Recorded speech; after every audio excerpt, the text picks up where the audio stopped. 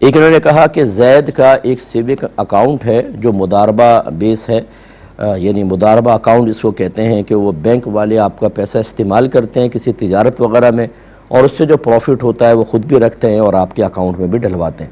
تو اب یہ کہتے ہیں کہ اس کا ایک دوست ہے بکر، وہ اپنے کچھ پیسے بھی اس کے اکاؤنٹ میں رکھواتا رہتا ہے اس کے ذریعے، اور جب ضرورت ہوتی ہے تو نکال لیتا ہے۔ اب یہ کہتا ہے کہ اس بکر کے پیسے پہ بھی پروفٹ بنتا ہے، کیونکہ اکاؤنٹ تو اسی کا استعمال ہو رہا ہے زید کا، تو کیا اس پروفٹ کو زید رکھ سکتا ہے کہ نہیں، یا بکر کو بتانا ہوگا؟ دیکھیں بالکل بتانا ہوگا۔ آپ نے اس سے کوئی تجارتی معاہدہ کوئی کیا ہے کہ بطور پروفٹ آپ اس کو لے لیں، یا آپ نے کوئی اجارہ باقاعدہ کہ میں تمہاری خدمت کروں گا، تمہارے یہ کام کروں گا اور اس کی اتنی سیلری میں رکھوں گا، وہ بھی فکس کرنی ہوتی ہے سیلری، نہ آپ نے کوئی سیلری مقرر کی، یعنی اجارہ کوئی ایسا معاہدہ بھی نہیں ہوا، نہ تجارتی معاہدہ ہے، تو یہ اس کی ایک امانت تھی، اور امانت پہ اگر پروفٹ بن گیا تو آپ کو اس کو اخلاقاً شرعاً دینا چاہیے، اور اس کو بتانا چاہیے، بتا دیں، اگر وہ چھوڑنا چاہے تو چھوڑ دے، لینا چاہے تو لے لے، ویسے رکھ لینا شرعاً آپ کے لیے صحیح نہیں ہے۔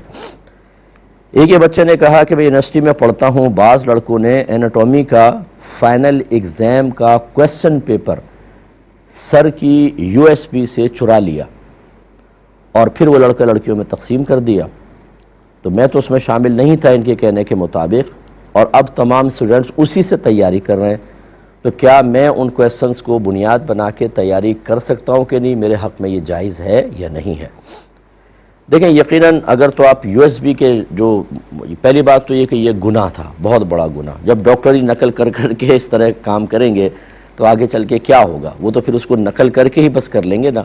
ایک مہارت ہونی چاہیے سب چیزیں یہ، اور ذہن پورا استعمال ہونا چاہیے، جبکہ اس میں کیا استعمال ہوگا، وہی چیز مواد نکال کے تیاری کر کے کریں گے تو غلط ہے، امانت میں خیانت ہے اور یہ گناہ گار ہوں گے۔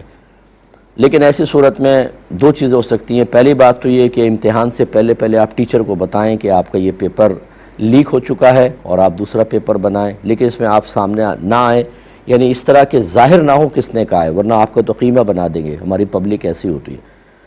اور دوسری صورت یہ ہے کہ اگر آپ کو یہ اندیشہ ہو کہ میں اگر بتاؤں گا کسی نہ کسی طرح بات لیک ہو جائے گی اور میرا فیوچر ڈارک ہو جائے گا اور میرے لیے پرابلم کریٹ ہوگی، تو پھر ایسی صورت میں آپ انہیں ان کے حال پہ چھوڑ دیں اور اپنی تیاری کریں۔ ہاں اب اگر USB والا مواد نہیں، ویسے ہی کسی کے ذریعے آپ کو کچھ مل جاتا ہے، کسی نے کہا کمبائن اسٹڈی کرتے ہیں اور یہ سوالات پہ ہم محنت کر لیتے ہیں، آپ نے بالکل چیٹنگ کا ارادہ نہیں کیا، آپ نے وہ USB کا مواد نہیں مانگا، ویسے ہی کوئی شخص آپ کے ساتھ جیسے اسٹوڈنٹس ہوتے ہیں، گروپ ہوتا ہے، وہ تیاری کر رہے ہیں اور آپ نے ان کے ساتھ مل کے کر لی، تو پھر آپ کے لیے گنجائش بالکل نکلے گی۔ لیکن بہرحال ایسا کرنا ان کے لیے شرعاً جائز نہیں ہے، اور آپ بھی اس میں احتیاط کریں تو بہت ہی اچھا ہے، تاکہ ضمیر کی ملامت سے انسان محفوظ رہے۔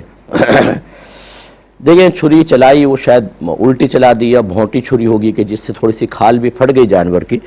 تو یہ حرام ہوگا یا حلال؟ دیکھیں بالکل حلال رہے گا، کھال ادھڑنے سے کوئی مسئلہ نہیں ہوتا، رگیں کٹنی چاہیے۔ اگر اس نے مثلا چھری چلائی، فرض کر لیں کہ وہ کند چھری تھی جس سے کھال پھٹ گئی اس کی، لیکن وہ پھیرتا رہا حتیٰ کہ چاروں رگیں اس کی کٹ گئی ہیں، تو یہ جانور حلال اور طیب ہوگا، اگرچہ ایسا کرنا مناسب نہیں تھا، مکروہ تھا ایسی چھری سے کاٹنا۔ اسی لیے شرعی حکم یہی ہوتا ہے کہ قربانی کے جانور کو ذبح کرنے سے پہلے اچھی طریقے سے چھری کو تیز کر لیں تاکہ تیزی سے وہ ذبح ہو جائے، اس کو کم سے کم تکلیف ہو۔ لیکن بہرحال یہ کہنا کہ یہ جانور حرام ہو گیا ہے تو یہ صحیح نہیں ہوگا۔ ہاں اگر وہ شخص یہ کہنا چاہتا ہے کہ تم نے چاروں رگیں صحیح نہیں کاٹی ہیں، خالی کھال ادھڑ گئی ہے، تو پھر تو یقینی سی بات ہے، جب چاروں رگیں کٹی ہی نہیں ہیں تو پھر کھال خالی ادھیڑ دینے سے کیا ہوگا، جائز تو نہیں ہوگا جانور، پھر تو ٹھیک ہے۔ لیکن اگر ایسا ہوا کہ کھال ادھڑی لیکن کسائی نے تیزی سے چلا کے بہرحال چاروں رگیں جو مطلوبہ ہوتی ہیں وہ کاٹ دی ہیں، تو پھر اس کے بعد وہ جانور طیب حلال ہے۔ اب اس کو حرام کہنا خود یہ ایک گناہ کا کام ہوگا۔ بہن نے فرمایا کہ دل، گردے، پھیپڑے وغیرہ کھا سکتے ہیں کہ نہیں جانور کے، تو دل کھانا جائز ہے، پھیپڑے بھی کھا سکتے ہیں، گردوں میں تھوڑا بہت اختلاف ہے لیکن آپ کلین کر لیں تو گردے بھی کھا سکتے ہیں۔ ہر وہ چیز کھانا منع ہوتی ہے ویسے جانور کی، اس حدیث سے یہ اصول نکلتا ہے کہ ہر وہ چیز کھانا منع ہے جس کا گندگی سے براہ راست اتصال ہو، شریعت نے اس کو منع کیا ہے۔ تو اسی لیے بعض کہتے ہیں چونکہ گردہ جو ہے وہ پیشاب فلٹر ہوتا ہے، اس سے پانی فلٹر ہو کے پیشاب بنتا ہے، تو پھر اس لیے مناسب نہیں، اور بعض کہتے ہیں کہ نہیں وہ جائز ہے، وہ اس میں کوئی چیز رہ تو نہیں جاتی، تو اس لیے گردے میں اختلاف ہے لیکن کھا سکتے ہیں۔ باقی چیزیں جو گندی ہیں جن کو منع کیا، آیا پتہ چلا ایک شخص کا مال حرام ہے تو کیا باقی کی قربانی بھی ضائع ہو جائے گی؟ دیکھیں، یہ پہلے کنفرم ہونا چاہیے کہ اس نے جو مال دیا ہے واقعی وہ بالکل حرام ہے۔ جیسے مثال کے طور پہ ایک شخص ہے، وہ حرام کماتا ہے، لیکن اس نے جو پیسہ یہاں پہ قربانی کے اندر ملایا ہے وہ آپ کو کنفرم نہیں ہو رہا کہ وہی حرام آمدنی والا ہے یا دوسرا والا ہے۔ اگر ذرا بھی اس میں شبہ پیدا ہو جائے، آپ کنفرم 100% شیورٹی کے ساتھ نہ بتا سکیں کہ یہ پیسہ حرام کا ہے، تو بالکل قربانی سب کی جائز ہے۔ ہاں، اگر کسی نے جو شراب خانہ چلاتا ہے مثلاً، اس نے شراب بیچی اور بیچنے کے بعد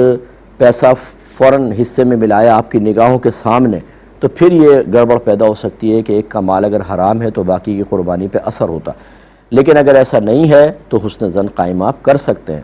اب جتنے لوگ اجتماعی قربانی کرتے ہیں اور باہر سے پیسہ لوگ بھیجتے ہیں، تو ہر ایک سے انویسٹیگیشن کوئی ہوتی ہے کہ تم کیا کما رہے ہو، کیسا کما رہے ہو۔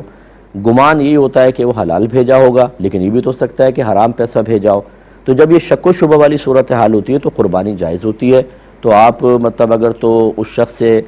اگر یقیناً مسلمان ہی ہے اور اس سے اگر آپ معلومات کریں، اس کی دل آزاری نہ ہو، وہ پریشان نہ ہو، کیونکہ یہ بعض اوقات ایسا ہوتا ہے کہ تھوڑا بہت کوئی جیسے رشوت لے رہا ہے لیکن باقی تمام معاملات اس کے ٹھیک ہیں، اس میں اگر آپ گہرائی میں جانے کی کوشش کریں تو اس سے تکلیف بھی ہوتی ہے اور ایک مسلمان کا عیب ظاہر ہوتا ہے۔ اگرچہ رشوت لینا غلط ہے اس کا، اگر آپ سمجھانا چاہیں تنہائی میں سمجھائیں دیگر معاملات، لیکن اگر ایک اعلانیہ طور پر حرام کماتا ہے، جیسے شراب خانہ چلا رہا ہے، جوا کے اڈے چلاتا ہے مثال کے طور پر، پھر تو آپ کھل کر اس سے پوچھ سکتے ہیں کہ بھئی جو پیسہ لگائے حلال والا ہے یا حرام والا، کنفرم کر کے پھر آپ آگے اسٹیپ اٹھائیں۔